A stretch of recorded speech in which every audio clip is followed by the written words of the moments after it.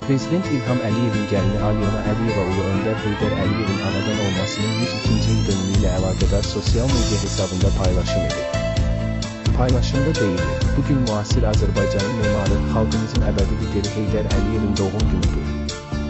Ümummilli lider Heydər Əliyevin doğum günündə onun Azərbaycanın dövlətçiliyi, müstəqilliyi və inkişafı üçün göstərdiyi əvəzsiz xidmətləri bir daha minnətdarlıqla xatırlayırıq.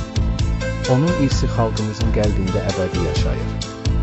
Müstəqil Azərbaycanın qurucusu, xalqımızın əbədi lideri Heydər Əliyevin doğum günündə onun parlaq irsini və xalqına həsr olunmuş ömrünü ehtiramla anırıq.